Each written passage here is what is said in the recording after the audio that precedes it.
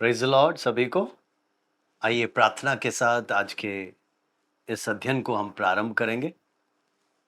प्यारे परमेश्वर, हम हृदय की गहराई से तुझे धन्यवाद देते हैं। फिर एक और बार प्रभु, एक और एपिसोड के साथ हम तेरी उपस्थिति में आए हैं। प्रभु जी, जब हम तेरे वचनों को मनन करते हैं प्रभु, हम प्रार्थना करते हैं कि तू हर एक को आशीषित कर, अनुग्रहित कर। जितने भी जन इन वचनों को सुन रहे हैं, सीख रहे हैं, सबको ब्लेस कर, तेरे नाम की महिमा होने पाए। शुरू से लेकर अंत तक तेरी उपस्थिति को मांगते हैं और ये छोटी सी विनती यीशु के मीठे नाम से मांगते हैं, आमीन आमीन। सो मेरे प्रियो, हमने पिछले हफ्ते पुराने नियम को समाप्त किया। ओल्ड टेस्टमेंट हमारा पूरा हुआ। अब हमें नया नियम प्रारंभ करना है। लेकिन आज मैं नए नियम को प्रारंभ करने से पहले आपको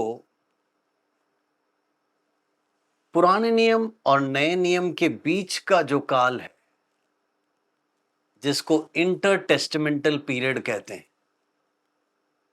इसका मतलब दो नियम, पुराना नियम और नए नियम के बीच का समय या काल,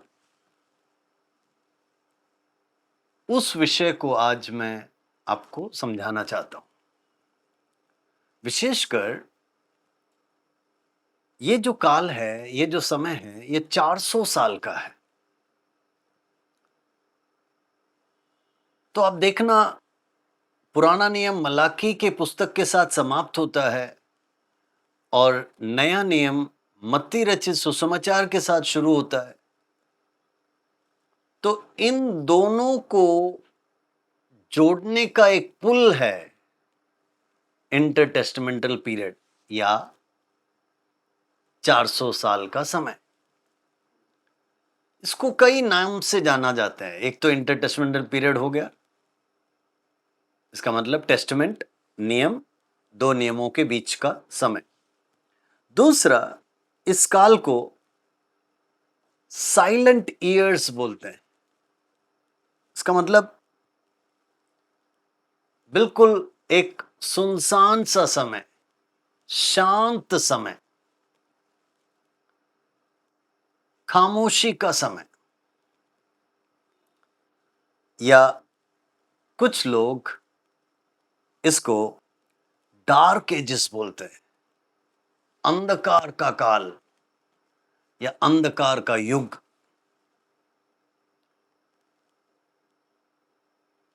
अब देखिए, हर एक विश्वासी को जितना पुराना नियम और नया नियम जानना है, उतना ही महत्वपूर्ण है कि इन दोनों के बीच के समय को आप समझें। हालांकि इसे हम बाइबल कॉलेजों में पढ़ाते हैं, लेकिन मुझे ये महसूस हुआ कि एक साधारण विश्वासी जो किसी बाइबल अध्ययन में या किसी बाइबल कॉलेज में ना गया हो, उन्हें भी इस सच्चाई का पता होना जरूरी है। तो मैं इसको संक्षिप्त में आसान तरीके से समझाने का प्रयास करूंगा।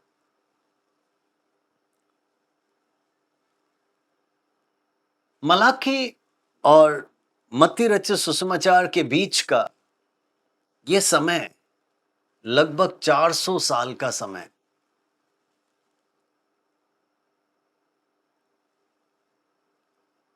अब अगर आप 400 बीसी लेते हो तो ये आएगा बिल्कुल बीचों बीच, शून्य पे, है ना। शून्य के बाद ईस्वी आ जाता है और शून्य से पहले ईसा पूर्व, before Christ, and AD, anno domini या आफ्टर डेथ। देखिए, इस सच्चाई को समझने के लिए थोड़ा सा आपको इतिहास की ओर जाना पड़ेगा, जो मैं आज आपको समझाने का कोशिश कर रहा हूं। यीशु मसीह का जन्म का तारीख है BC 4, ईसा पूर्व 4। तो अगर तब से आप ले जाएं तो फिर 404 BC तक का 400 साल। अन्यथा आप ईसा पूर्व 400 से लेकर BC के शुरुआत तक का समय, इसको पहचानने का या समझने का हम कोशिश करेंगे। मुख्य रूप से कई विद्वान इस 400 साल के समय को लगभग 4 भागों में बांटते हैं। मैं इसको आपके सामने लिखित में भी दूंगा, जिससे कि आपको उसका काल और नाम आसानी से समझ में आ जाएगा। तो ये जो 4 भाग है, उसमें पहला है द पर्शियन पीरियड। इसका मतलब फारसी शासन या फारसियों का काल। ये था 450 ईसा पूर्व से लेकर 330 ईसा पूर्व तक। द पर्शियन पीरियड 450 BC से लेकर 330 BC तक। उसके बाद जो दूसरा भाग है उसको बोलते हैं द हेलेनिस्टिक पीरियड, जो कि आप कह सकते हैं यूनानियों का काल, ग्रीक काल है। ये 330 ईसा पूर्व से लेकर 166 ईसा पूर्व तक। The Hellenistic period 330 BC till 166 BC। अब इसके बाद तीसरा भाग द हास्मोनियन पीरियड, जिसको आप मकाबियों का काल भी बोल सकते हैं। 166 ईसा पूर्व से लेकर 63 ईसा पूर्व तक मकाबियों का काल, ऐसा आप समझ सकते हैं या बोल सकते हैं, which is from BC 166 till 63 BC। और उसके बाद चौथा जो बुक के भाग है वो है द रोमन पीरियड, रोमन साम्राज्य का काल। यह है ईसा पूर्व 63 से लेकर 476 ईस्वी तक।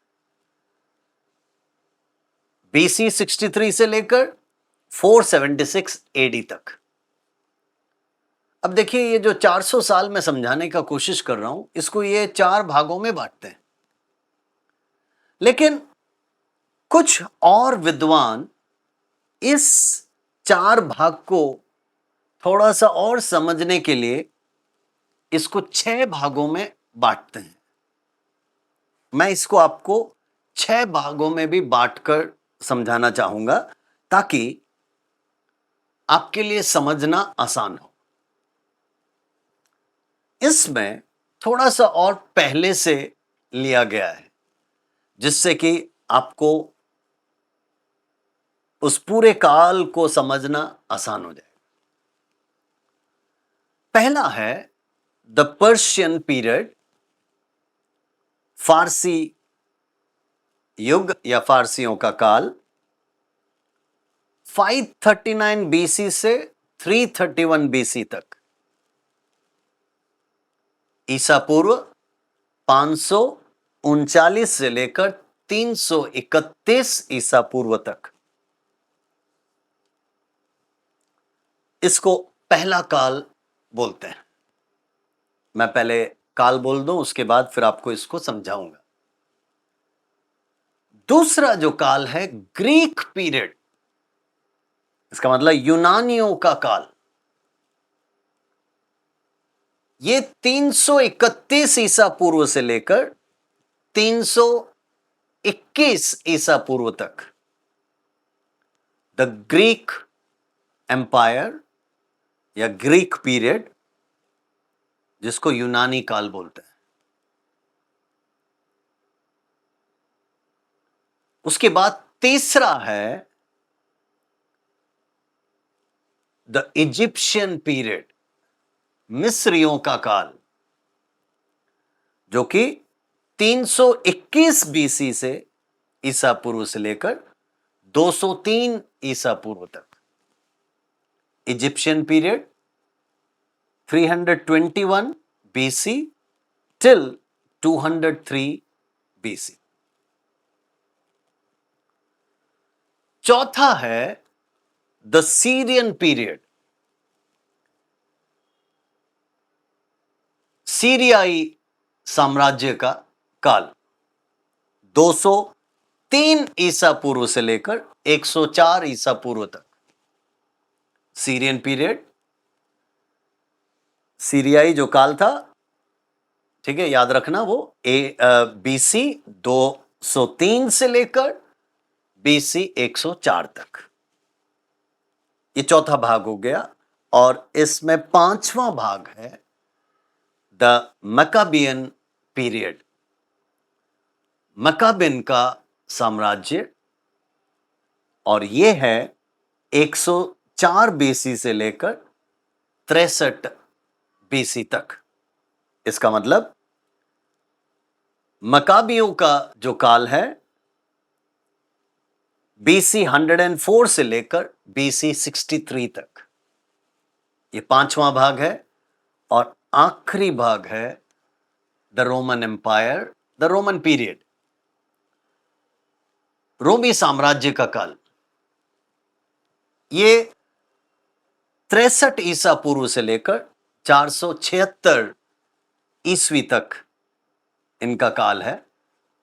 सो रोमन काल आप समझ गए, 63 BC से लेकर 476 AD तक। तो कई विद्वान 6 भागों में इस काल को बांटकर समझाते हैं। तो मैं अब इसको थोड़ा सा समझाऊंगा ताकि आपको इस मलाकी और मत्ती रचित सुसमाचार के बीच का 400 साल में क्या हुआ आप समझ जाएंगे।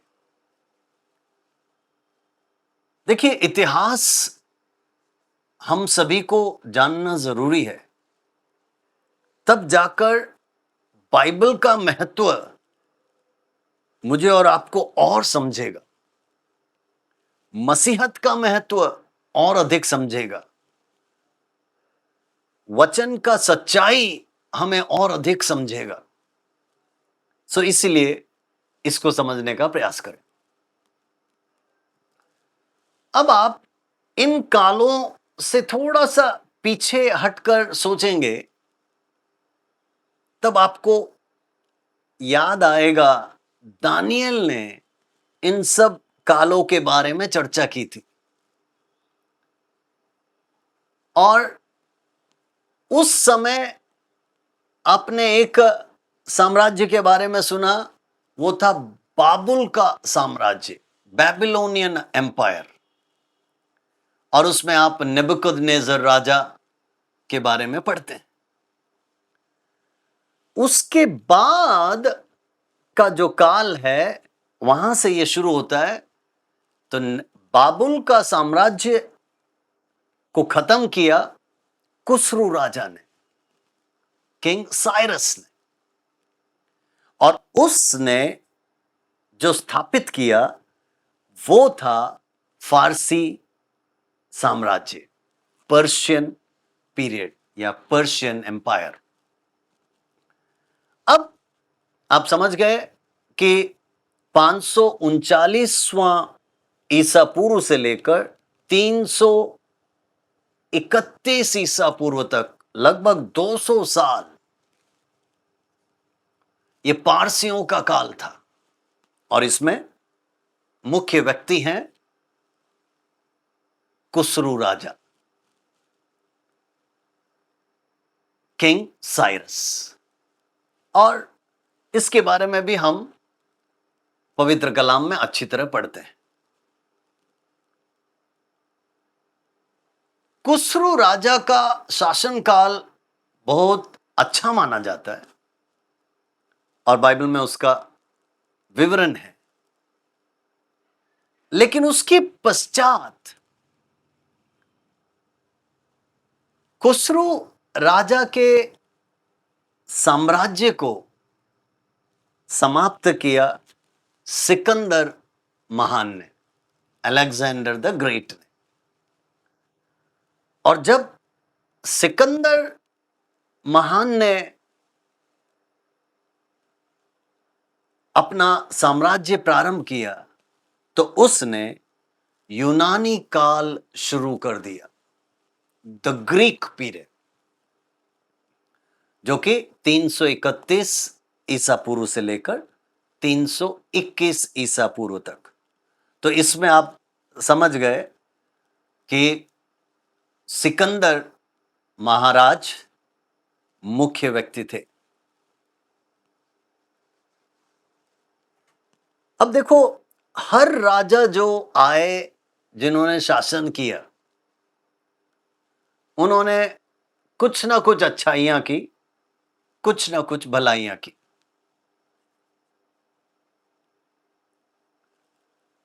खुसरू राजा फारसी काल में यहूदियों के साथ अच्छे थे और उन्होंने कहा तुम मंदिर बना लो, है ना, उसको कोई दिक्कत नहीं थी।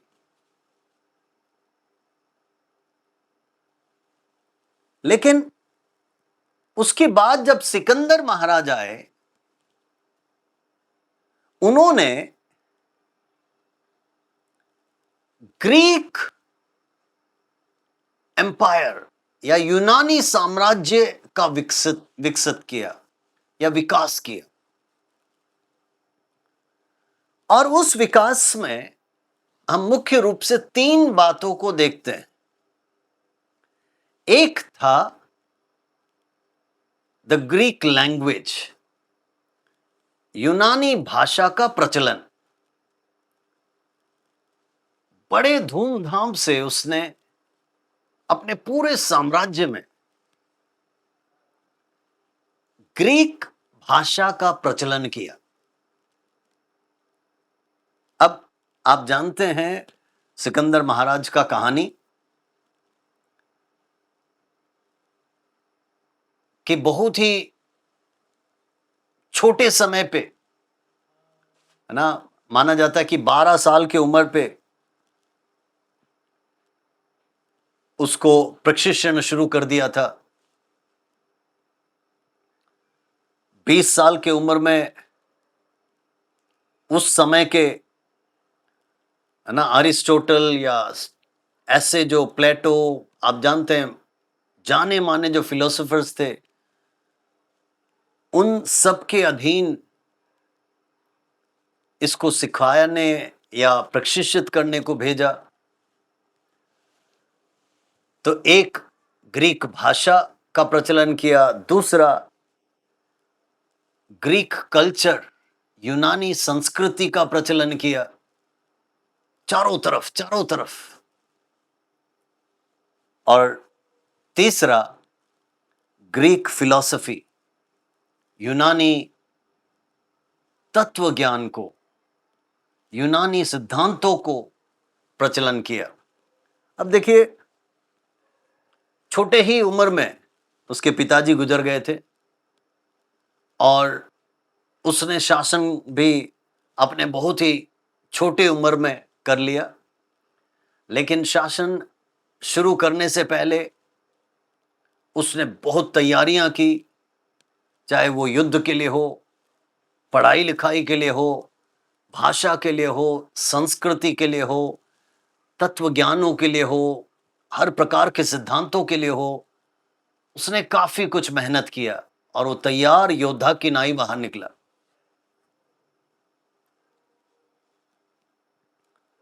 और आप जानते हैं, छोटी ही उम्र में उस समय के दुनिया के अधिकतर मुख्य देश को उसने युद्ध करके जीत लिया था। इतना सामर्थ्य था सिकंदर महाराज। उसके बारे में हम आगे और कुछ देखेंगे, पढ़ेंगे।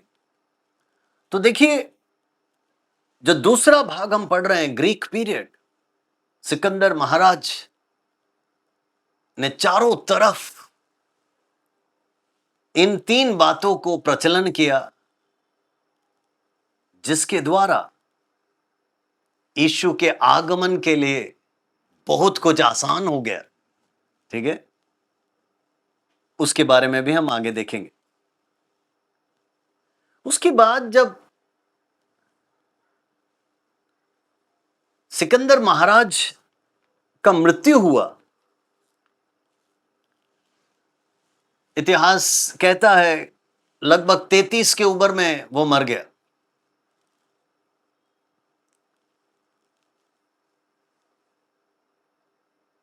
उसके मारे जाने से पहले उसने बहुत कोशिश किया कि उसके बीमारी से वो चंगा हो जाए, लेकिन ऐसा बोला जाता है कि वो चंगा हो नहीं पाया। तो उसने अपने जो जनरल्स हैं, उन जनरल्स को बुलाया कि मैं जब मरूंगा तुम्हें 3 बात करनी होगी। सिकंदर महाराज ने कहा, मेरा जो कफिन बॉक्स होगा, इसका मतलब जब मैं मरूंगा, मेरे अंतिम यात्रा में मेरे उस शव पेटी से मेरा 2 हाथ बाहर डाल देना, ताकि दुनिया जान सके मैं खाली आया था, खाली जा रहा हूं। कुछ लेकर नहीं आया था, कुछ लेकर नहीं जा रहा हूं। दूसरा, उसने बोला था कि मेरे शव पेटी को, मेरे कफिन बॉक्स को उस समय के माने जाने डॉक्टर, वैद्य ही उठा के ले चलेंगे, ताकि सारा दुनिया जान सके कि इतने अच्छे वैद्य और डॉक्टर होने के बावजूद भी वो सिकंदर महाराज को बचा नहीं पाए।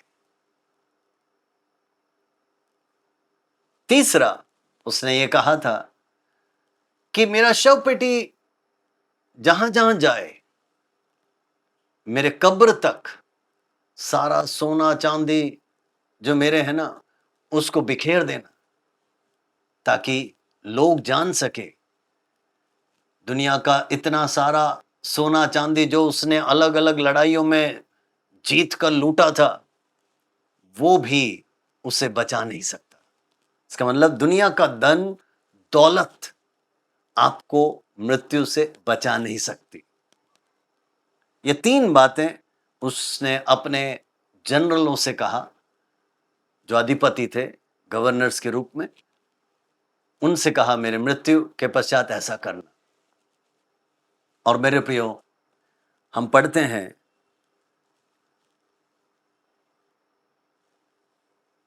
कि जब सिकंदर महाराज मरे, तो जो यूनानी साम्राज्य था वो फिर 4 भागों में बट गया। 4 जनरल्स ने उसको, उस साम्राज्य को अपना लिया। उसमें एक थे टॉलमी, दूसरे थे सेलुकस, तीसरे थे एंटिगोनस और चौथे थे लिसिमैचुस।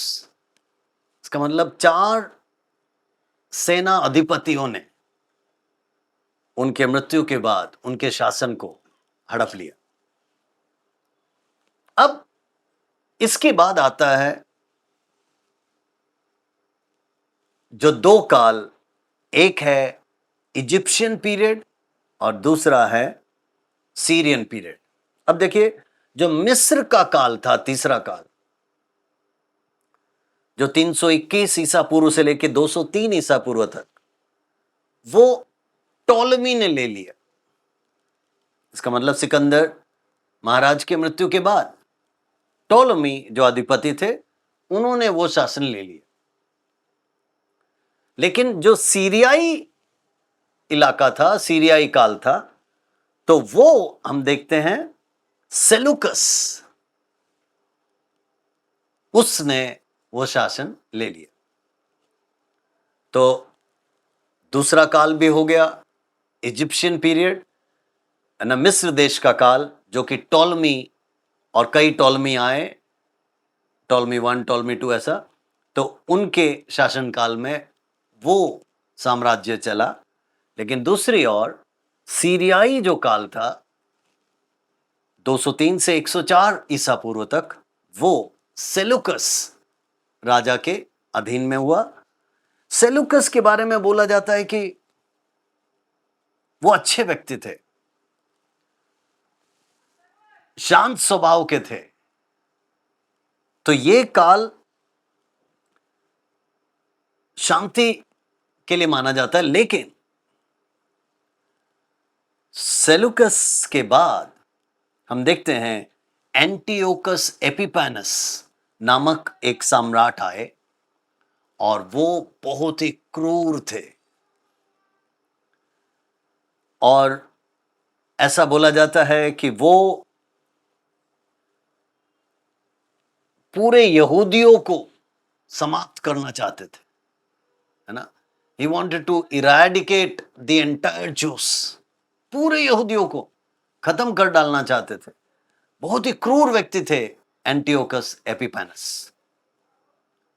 तो सीरियाई काल में ये दो मुख्य व्यक्तियों का नाम आता है। अब जो हमने पांचवा भाग देखा वो था मैकेबियन पीरियड, मकाबियों का काल। इसमें क्या हुआ था कि एंटियोकस एपिफैनस का जो क्रूरता था बहुत ही ज्यादा था। उसके क्रूरता के विषय में आप पढ़ोगे तो पूरा जानकारी हम देख सकते हैं। कई चीजें तो मैंने लिखी हुई है। एक क्रूरता था कि वो जबरदस्ती सभी को ग्रीक बोलने के लिए उसने मजबूर किया। दूसरी बात, इतना क्रूर था कि यहूदियों के सारे रीति रिवाज उसने बंद करा दिए। तीसरा था, उसने यरूशलेम के मंदिर को पूरी तरह खराब कर दिया।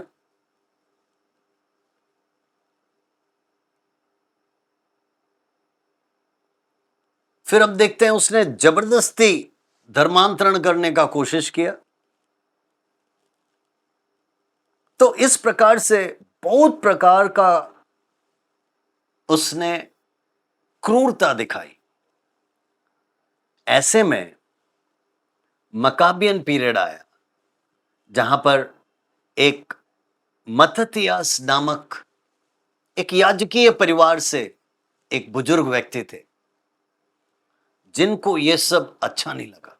उन्होंने इसका विरोध किया, और जब उन्होंने विरोध किया तो उनके 5 बेटे थे, जिसमें से जूडस मैकाबियस नामक व्यक्ति था। उसने एंटियोकस एपिफैनस को हरा दिया। आप देखते हैं यहां पर मकाबियों का काल प्रारंभ हो गया कि 5 बेटों ने मिलकर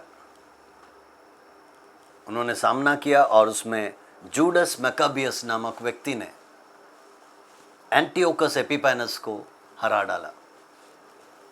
इनका काल 104 ईसा पूर्व से लेकर 63 ईसा पूर्व तक, लगभग 40-45 साल का शासन था ये, 5वां भाग। और उसके बाद 63 ईसा पूर्व में जूडस मैकाबियस या इनके काल को समाप्त करने वाला व्यक्ति था पोम्पी द ग्रेट, जिसके साथ रोमन साम्राज्य का काल शुरू हो गया। ठीक है, याद रखना, ईसा पूर्व 63 से लेकर पोम्पी द ग्रेट नामक सम्राट आए और उन्होंने विजय प्राप्त किया, और तब से रोमन काल प्रारंभ हो गया।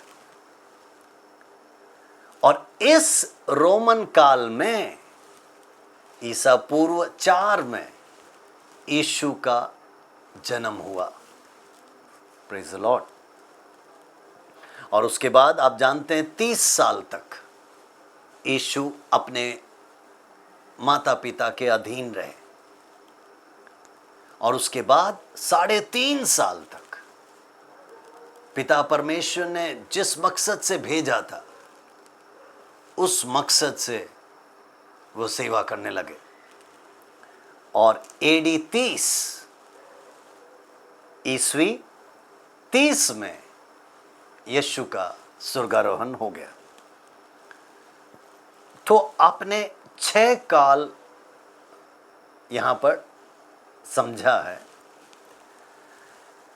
ये इस बात को दर्शाता है कि अलग अलग राजा आए और उन्होंने कुछ ना कुछ तैयारी की। कुछ ने यहूदियों का विरोध किया, कुछ ने यहूदियों का साथ निभाया। और देखिए परमेश्वर ने किस रीति से रोमन साम्राज्य को लाया, और फिर उन्हीं यहूदियों के मध्य में वो आ गया। आप जब गलातियों 4:4 पढ़ोगे, गलेशियंस चैप्टर 4 वर्सेस 4, उसमें ऐसा लिखा है, समय की पूर्ति पर पिता परमेश्वर ने अपने पुत्र को इस पृथ्वी पर भेजा। आमीन। तो देखो, सही समय पर उसे भेजा गया। तो इससे आपको क्या समझ में आता है? पुराना नियम खत्म होते होते वो सही समय नहीं आया था। 400 साल लगे वो समय की पूर्ति के लिए, और जब सही समय हुआ यीशु ने जन्म लिया। आमीन, प्रेज गॉड। सो यीशु का जन्म एक ऐतिहासिक जन्म बन गया। इसीलिए यीशु मसीह के काल से पहले BC, बिफोर क्राइस्ट, और उस काल के बाद है AD। तो इस बात को समझना जरूरी है। तो हमें खुशी होनी चाहिए कि आज जो कैलेंडर हम पालन करते हैं उस कैलेंडर के अनुसार कैलेंडर को इतिहास में 2 भागों में बांटने वाला शख्सियत वो यीशु मसीह है। आमीन। और उसको पूरा दुनिया मानता है। ठीक है, अब इससे हमको क्या समझ में आता है कि अलग अलग समयों में अलग अलग लोग आए, लेकिन परमेश्वर उन लोगों के जरिए कुछ ना कुछ तैयार कर रहा था। अब पूरे पुराने नियम में आप देखो, उसने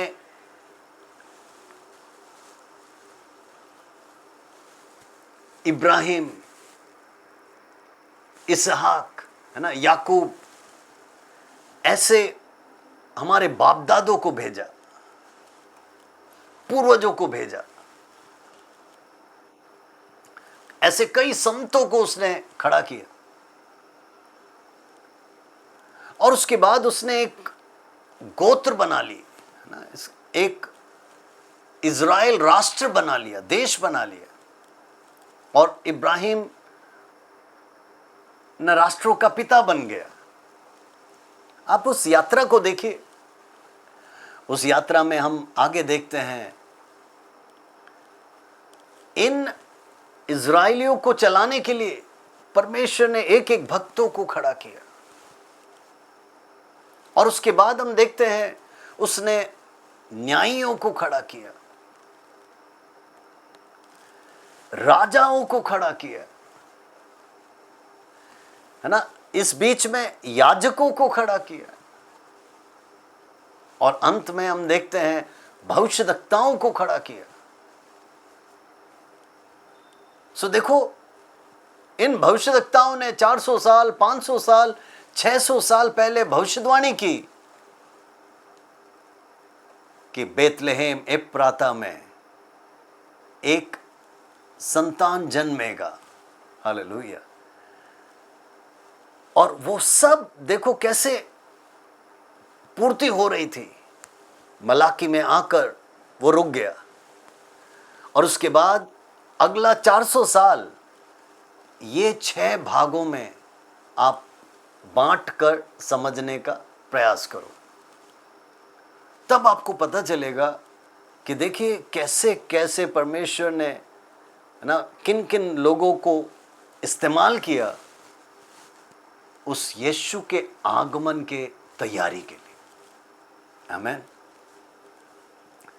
अब इस पूरे काल में जो मुख्य घटनाएं हुई उसको हम समझने का प्रयास करेंगे। की इवेंट्स ड्यूरिंग 400 ईयर्स। पहला तो आपने देखा, अलेक्जेंडर द ग्रेट का जय, सिकंदर महाराज का जय एक मुख्य बात है जो इस 400 साल के अंदर हुआ है। दूसरा हमने देखा, मकाबी लोगों ने एक विद्रोह किया जिसको मकाबियन रिवोल्ट कहते हैं, जहां पर जूडस मकाबियस ने अपने भाइयों के साथ मिलकर, हमने देखा एंटियोकस एपिफेनस ने जो क्रूरता दिखाई थी उसका विरोध किया और इन्होंने एक रीडेडिकेशन किया यहूदी मंदिर का यरूशलेम में, और इन्होंने हनुका यहूदियों का त्योहार प्रारंभ कर दिया। सो देखो, एक विद्रोह हुआ किसके लिए? क्रूरता के विरुद्ध। यहूदियों ने सब मिलकर उसका विरोध किया और देखो उसका फल क्या हुआ। वहां पर फिर से पूजा पाठ, आराधना प्रारंभ हो गया। तीसरा मुख्य मुद्दा इसी दौरान, ठीक है, कई यहूदी पंथ प्रारंभ हुए, sects, different Jewish sects, SECT, है ना, पंथ बोलते हैं हम उसको हिंदी में। इस काल में जो मुख्य पंथ प्रारंभ हुए उसमें मैं कुछ आपको बतलाना चाहूंगा। पहला है फरीसी। आप बार बार नए नियम में ये पढ़ते हैं तो याद रखना ये फरीसी कौन थे। ये भी एक पंथ थे, है ना, जो कि यहूदियों में से ही थे। ये पंथ तोरा पर जोर देते, इसका मतलब लॉ, व्यवस्था पर ज़्यादा जोर देते हैं। और ये वैसे पंथ थे जो ओरल ट्रेडिशंस को मानते थे। इसका मतलब उनके बाप दादे से जो सुनी कहानियां, उसको वो पालन करते थे, जिसको ओरल ट्रेडिशंस बोलते हैं। बहुत ही स्ट्रिक्ट थे फरीसी कि तोरा मानेंगे, जो नियम कानून है उसको मानेंगे, और साथ ही साथ जो उनके बाप दादों से उन्होंने पाया उन सभी परंपरा को वो मानते थे और उस पर चलते थे। ये थे फरीसी लोग, यहूदी पंथ नंबर 1। दूसरा पंथ था सदूसी। अब सदूसी लोग याजकीय समूह से माने जाते हैं। इनका लॉ का जो व्याख्या है थोड़ा सा अलग था। इसका मतलब ये याजकीय समूह के यहूदी पंथ हैं, लेकिन ये फरीसी जैसा नहीं, ये व्यवस्था को अलग रीति से मानते थे। ठीक है, ये दूसरे पंथ। तीसरा पंथ था एस्सेनेस। एस्सेनेस ये एक ऐसा पंथ था या झुंड है, आप बोल सकते हो, जो कि आत्मिक पवित्रता पर जोर देता था और दुनिया से थोड़ा अलगताई रखने का, separation from the world and to keep spiritual purity. आत्मिक पवित्रता और दुनिया से थोड़ा सा अलगाव रखने के बारे में ये ज़्यादा जोर देते थे। ये तीसरे पंथ। चौथा पंथ है ज़ेलेट्स। ज़ेलेट्स ये एक क्रांतिकारी समूह थे। ये यहूदी पंथ के अधीन में ही हैं, लेकिन ये ऐसे क्रांतिकारी पंथ थे जो कि रोमन साम्राज्य को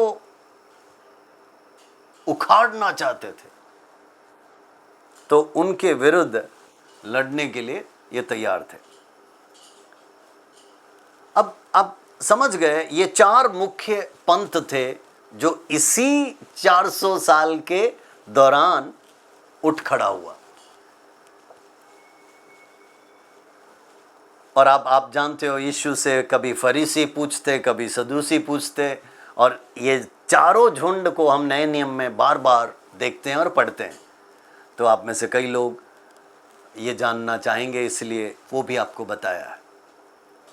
अब रोमन साम्राज्य ने पूरा यहूदा, जुडिया ना, जो इलाका था, वहाँ पर अपना पूरा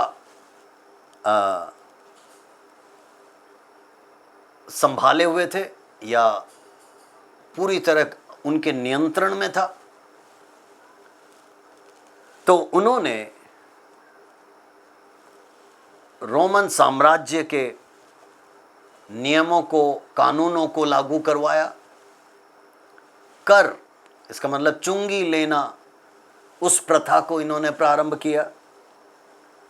मिलिट्री कंट्रोल, इसका मतलब फौज के योद्धाओं के अधीन में सब कुछ रहेगा। अब देखो, ये एक वातावरण बन गया जहां पर यीशु का जन्म हुआ। तो आप इस रीति से उसको समझने का प्रयास कीजिए। अब ये तो चलो शासकीय बदलाव, इसके साथ साथ संस्कृति में और धार्मिक रीति से भी कुछ बातें बदली।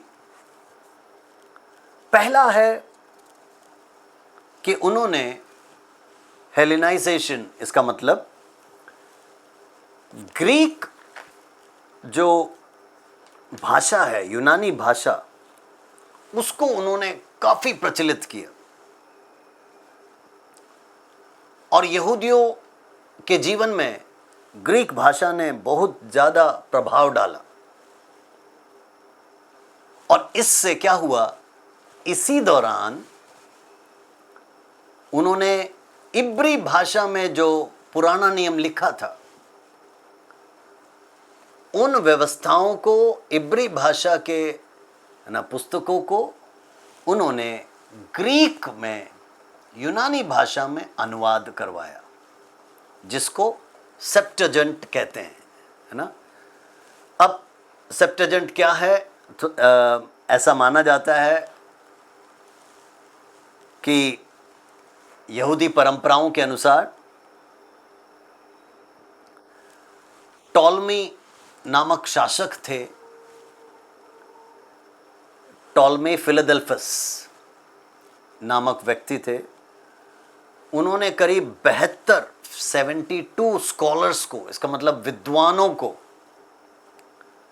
एक जगह पर बुलवाया, बिठाया और उन्होंने मिलकर 72 दिनों में, इसका मतलब 72 विद्वान 72 दिनों में उन्होंने इब्री भाषा में लिखे हुए पुराने नियम को नए नियम में, या पुराने नियम को ग्रीक, यूनानी भाषा में अनुवाद करवाया। अब देखो, सेप्टजेंट लैटिन भाषा में उसका अर्थ है 70, LXX 70। इसका मतलब है कि लगभग 70 जनों ने मिलकर, सेप्टजेंट 70 जनों ने मिलकर इब्री भाषा का पुराने नियम को यूनानी भाषा में अनुवाद कर दिया। अब जरा सोच के देखिए, जब ग्रीक या यूनानी भाषा पूरी तरह प्रचलित है, तो आपके पास जब पुराना नियम पूरी तरह उस प्रचलित भाषा में आ जाता है, तो लोगों को सच्चाइयां पता चलता है कि यशायाह नबी ने ये कहा ना, मीका ने ये कहा, जकरिया नबी ने ये कहा, मलाकी नबी ने ये कहा। क्या कहा? यीशु आने वाला है, मसीहा का जन्म होगा। Praise the Lord. सो देखिए, बाइबल का अनुवाद यीशु का प्रचलन में बहुत ही महत्वपूर्ण था। तो ये इस काल में हुआ एक बहुत बड़ा कार्य है। दूसरा जो कार्य है, सिनागॉग्स, आराधनालय, देवालय, कि हम देखते हैं रोमन शासन में उन्होंने काफी जगहों पे आराधनालयों को चालू कर दिया, जिसको सिनागॉग्स कहते थे, है ना। इसका मतलब लोगों को आराधना करने के लिए, लोगों को भेंट चढ़ाने के लिए, लोगों को अलग अलग फसह या अलग अलग पर्व, है ना, को मनाने के लिए। और खास रीति से फरीसी लोगों के लिए ये बहुत ही महत्वपूर्ण था, क्योंकि वो व्यवस्था को ज़्यादा तवज्जो देते थे, महत्वता देते थे। तो पहला हमने देखा कि सांस्कृतिक रीति से और धार्मिक रीति से जो विकास हुआ, उसमें ग्रीक भाषा के कारण बाइबल उस भाषा में, ग्रीक भाषा में अनुवाद हो गया। दूसरा, सिनागॉग्स, आराधना के स्थल प्रारंभ कर दिए गए। तीसरा, इसी दौरान एपोक्रिफा एंड अदर राइटिंग्स। देखो, एपोक्रिफा और कुछ लेख उनको प्राप्त हुआ। इसका मतलब देखिए, कई चरम पत्रियों में मिले हुए कई खजाने हैं। उनमें से कैननाइजेशन बोलते हैं, है ना। इसका मतलब उनमें से कौन कौन से प्रभु की ओर से या पवित्र आत्मा की ओर से आए हुए किताब हैं, उसको विद्वानों ने बैठकर, है ना, चर्चा की आपस में और उसको इकट्ठा किया। और इकट्ठा किया हुआ, है ना, 66 66 बुक्स हैं जो मेरे और आपके हाथ में हैं। लेकिन आप जब कैथोलिक बाइबल देखते हो, उनमें हमारे बाइबल से कुछ और पुस्तकें ज़्यादा है, जिसको एपोक्रिफल बुक्स बोलते हैं। हमारे बाइबल, जिसको प्रोटेस्टेंट बाइबल बोलते हैं, प्रोटेस्टेंट बाइबल में वो पाया नहीं जाता, लेकिन कैथोलिक बाइबल में वो सब लेख हैं। अब इस दौरान मिले हुए इन कैथोलिक लेखों में भी कई चीज़ें यहूदियों को सीखने और समझने में मदद किया। ठीक है, तो ये तीसरा महत्वपूर्ण बात था जो इस युग में हुआ। और चौथी बात जो इस काल में हुआ वो था डेड सी स्क्रॉल्स। देखो 1947 में एक अरब चरवाहा, वो मृत्यु की खाड़ी, आप जानते हैं मृत्यु की खाड़ी, डेड सी जिसको बोलते हैं, उसके पास के कुछ गुफाओं में चरा रहा था भेड़ों को। और उस गुफाओं के आसपास उसको, है ना, कुछ स्क्रोल्स मिले। स्क्रोल्स का मतलब होता है चर्म पत्रियां। तो जिसको डेड सी स्क्रोल्स बोलते हैं।